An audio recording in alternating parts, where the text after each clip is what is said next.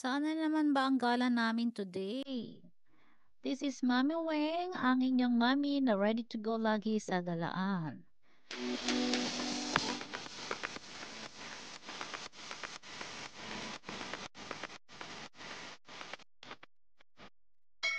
Today's video po, pupunta kami sa Nagoya. Papasyal kami sa Legoland, Japan. Dahil mahaba ang biyahe, madaling araw pa lang aalis na kami.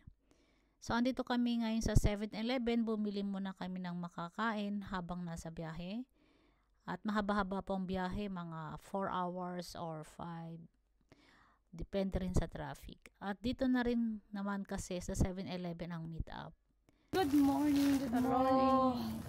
Your time check is 3:30 in the morning. We are ready. We are ready to go. To We are Legoland. We're going to Legoland. We're excited. Yeah. Coffee. Ayan ang mga kasama ko. Ang panganay ko and her family. Si Bunso nga ay tulog pa. Ang usapan is 3 to 4 ang alis namin ng madaling araw. Kaya naman 3 AM na sa 7-Eleven na kami ng anak ko, naghihintay sa kanila. Then wait pa pala sa iba. Yun, inabot kami ng 5 AM. And of course, na traffic na. Buti na lang talaga maganda ang tanawin on the way to Nagoya. Maganda ang view at makikita mo pa nga si Mount Fuji. Meron din namang stops kung gusto mo mag-toilet and bumili ng makakain at maiinom. Inabot kami ng 5 hours sa biyahe.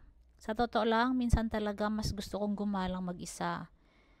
Kasi nakakaubos ng oras yung waiting time. Especially kung maghihintay ka ng isa up to 2 oras. To think na sila pa yung nag-set ng oras. Hahaha, nagrarant ang mami. Anyway, eto, nakarating kami sa Legoland around 10 AM. Diretso na agad sa parking lot. Konting lakad lang and follow the arrows to get in there. Yes, bungad pa lang, ang ganda na for sure mag-i-enjoy mga bata dito. Lalo na yung mga mahilig sa Lego. Nag-book nga po pala ako sa Klook. Kung gusto nyo maka-discount ng konti, I share the link sa baba. Click nyo na lang kung gusto nyo pumunta sa Legoland. Kinuha ko nga pala yung package na kasama yung Sea Life. Ayan, magkatapat lang sila ni Legoland. So, dito pa lang sa entrance, tuwang-tuwa ng mga bata. Bawal nga po pala magpasok ng food and drinks. Pero nakalusot naman yung dala ko. And since sa Klook nga ako nagpayuya ko or nag-appointment, meron pong barcode doon. Don't forget to screenshot or at least meron kayong apps ng Klook. Doon yung makikita yung QR code. Para dire-diretso, para smooth na lang yung pagpasok nyo sa entrance. Sa mga may bata po maliliit, no worries po para sa pagbitbit ng stroller. Meron pong for rent dito 1,000 yen. For the whole day na po. And dito pa nga lang sa bungad, makikita nyo na ang mga store. Of course, puro Lego merch. And kaya bawal magpasok ng food. Marami rin pong restaurant sa paligid. Sa bungad pa lang meron. And then doon pa po sa likod, meron pa pong mga store. Kahit gusto nyo pang mag-coffee, meron pong coffee. Of course, ice cream. Hindi naman yan nawawala. And mga rides po ng mga bata mag-i-enjoy. And explore nyo po yung buong area. Sigurado ko kahit adult kayo, meron kayong mai-enjoy dyan. Ako po, ang na-enjoy ko the most is yung mini land. You know, parang ano siya, buong Japan, yung mga tourist spot ng Japan, na andoon lahat. Mai-enjoy mo siya. Merong mga Tokyo Tower, nandoon si Shibuya, nandoon ang Osaka. Oh my gosh, I really like it. I enjoy it so much.